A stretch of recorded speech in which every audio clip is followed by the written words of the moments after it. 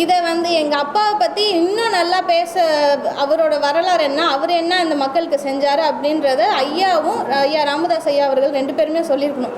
ஆனால் 2 பேருமே அந்த இடத்துல பெருசாக அப்பாவை பற்றி பேசலை. அந்த கூட்டமே வந்தது எங்கள் அப்பாக்காக வந்த கூட்டம் தான். இதுக்கும் இப்போ 2013 வந்து இந்த சித்திரை மாநாடு நடந்துச்சு. அப்போ நடந்த மாநாடு இத்தனை ஆண்டு கழிச்சு இப்போ தான் நடந்திருக்கு. எதுக்காக நடந்திருக்கு? 2018 எங்கள் அப்பா இறந்தாங்க. உங்களால் நடத்த முடிஞ்சிருந்தா நீங்கள் அப்போவே மாநாட்டை நடத்திருக்கலாம்ல. நீங்கள் என்ன பண்ணீங்க? அதை விட்டுட்டு 5 வருஷம் 6 வருஷம் கழிச்சு இப்போ தான் நடத்துகிறீங்க. எதுக்காக? இன்னும் 6 மாதத்தில் எலெக்ஷன் வரப்போகுது.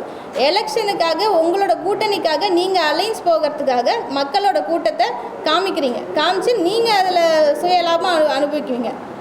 இதனால மக்கள், அந்த வன்னியர் சமுதாய மக்கள் அத்தனை பேர் வந்தாங்களே, அவங்களுக்கு என்ன நீங்கள் நல்லது செஞ்சுருக்கீங்க?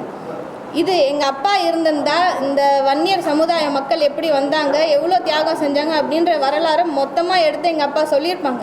ஆனால் வந்து நீங்கள் ஏவியாக போட்டு காமிச்சிங்க. எல்லாமே ஃபுல்லாகவே படமாக போட்டு தான் காமிச்சிங்க. இந்த இடத்துல நீங்கள் வந்து எந்த தலைவருக்கு யாருமே நீங்கள் பேச விடல.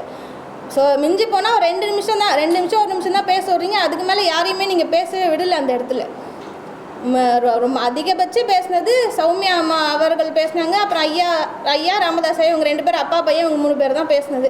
மொத்தமாக பேசினது